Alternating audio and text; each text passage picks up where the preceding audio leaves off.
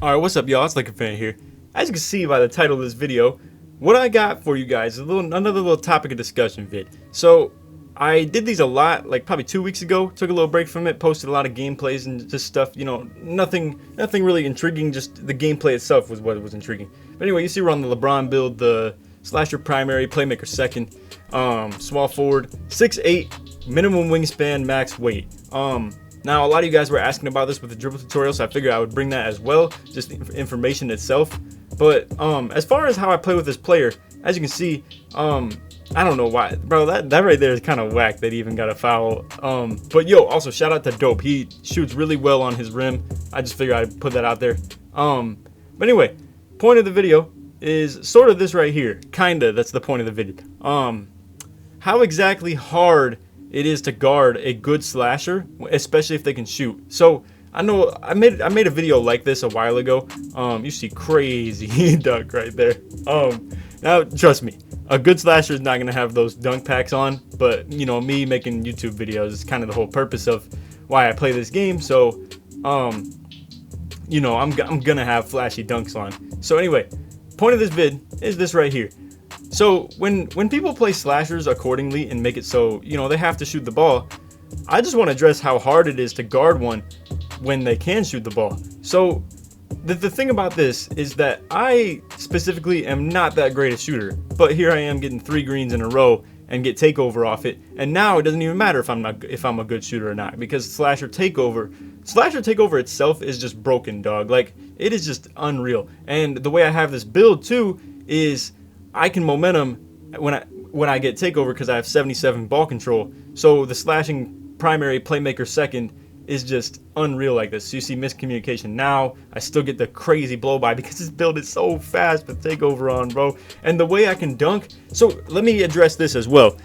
The reason I say a slasher is so hard to guard too is because it does demand it doesn't demand a double team, but here's what it does demand. It definitely demands you to play help D right here. So, and you see again, my problem is YouTube video purposes got the freaking Jordan Kilganon dunk packs on.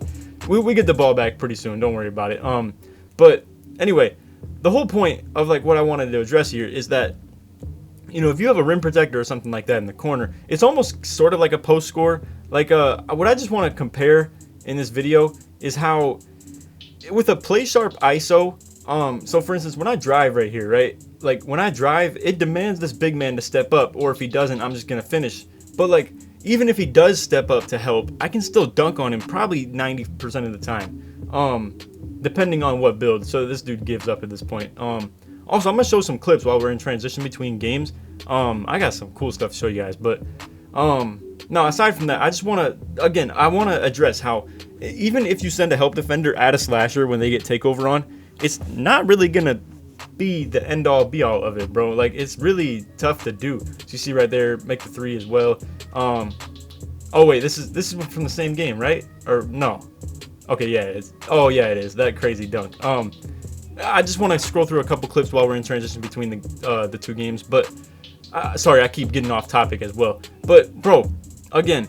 And you see, bro, I'm getting off topic again, but bro, look at this stuff. Like, do you see how far he is playing off of me? I'm gonna replay this.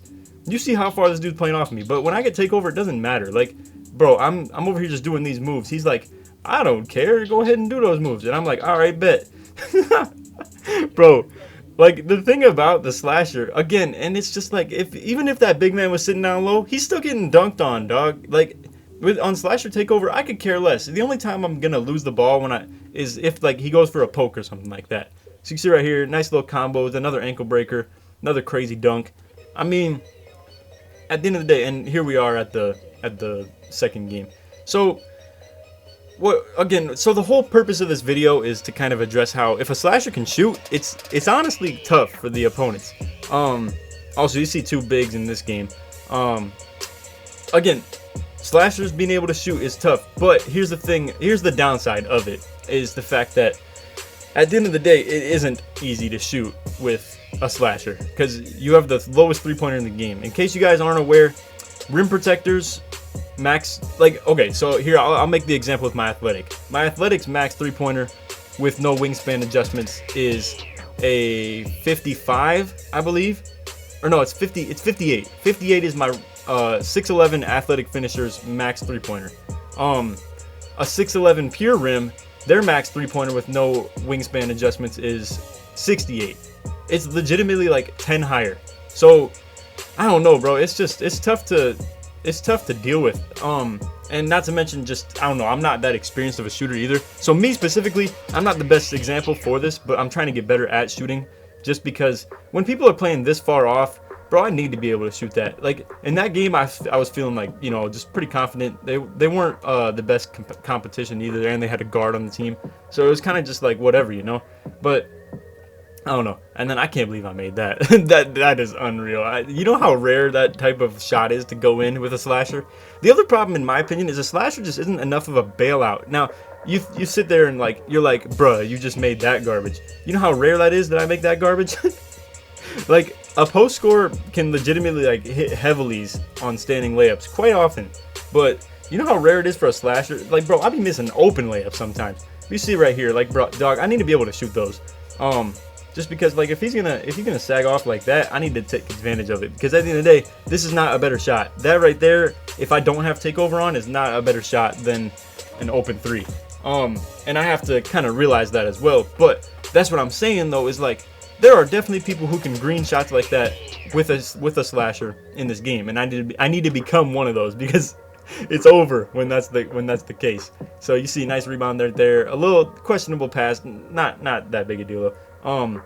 But you see right here, I'm just trying to like size him up a little bit, get a feel for this. So I just go back to the LT, little post up, nice little spin lay-in animation too, and it requires a help defender. So the other thing about this player too is I get silver dimer, and that's kind of the same comparison as a post scorer.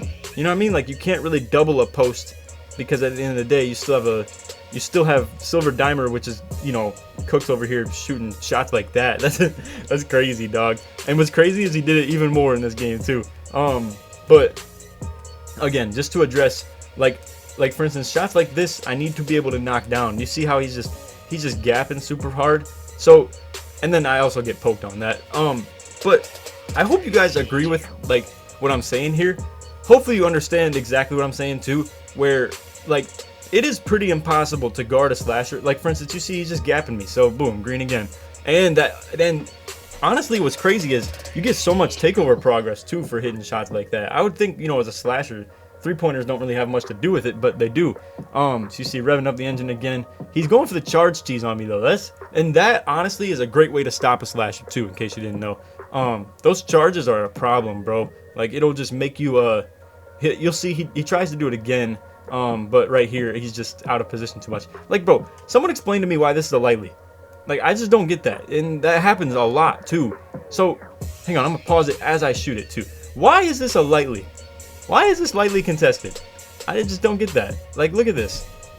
Is this reasonable? I don't think so, but it is. So at the end of the day, I'm glad I had takeover on for that, because low-key, bro, I probably would have missed it if I didn't have takeover on. And that's why, like, the thing is, like, people will play slashes accordingly when they don't have takeover on and just make them shoot. But at the end of the day, I don't really worry about it. And look at this shot that Cook hits. That's crazy, dog. But like I said, I personally just need to get better at shooting. But when a slasher is a capable shooter, bro, it's a problem. You better believe, because if you got to play up on this dude, it's a problem. You see right here, they got the glass on me. Nice little Cook, and then a beautiful dunk too. That's why I have those dunks on, because at the end of the day, it's gonna make these mixtapes nuts, and that's what I'm mostly playing for. Not to mention just to entertain as well. So I mean, that's what that is. Look at how deep this guy's playing me. Like, and then you just wait. Oh, you didn't know I had this in my repertoire, did you? Either. That's a problem. Like, bro, hold up. Just peep this. Just peep this. Look at how, bro, he just was not ready for it. Honestly, nobody on this court is ready for it. I almost wasn't ready for it. But I'm so glad I learned how to do that move too, dog. Definitely look into it a little bit.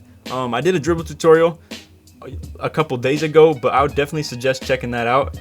You see crazy dunk again. I just love this player, dog. It's so fun to play with, and just so simple and easy to dribble, I guess, if you know what I mean. I mean, at the end of the day, if they're going to play back on me, they play back. I'm not gonna use that clip either. But anyway, then also I have the Blake Griffin Athletic as well that I'm working on. We got a couple LeBron and Blake Griffin mixtapes going on at the same time.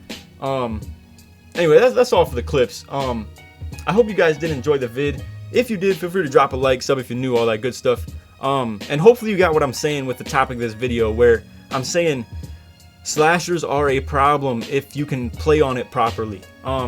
Now, when you play like an old head, like I used to, I would say, formerly. Although, honestly, bro, it's been mostly in this game because I just feel uncomfortable shooting because I don't very much, or I run with people who don't have much dimer. But I would put it like this.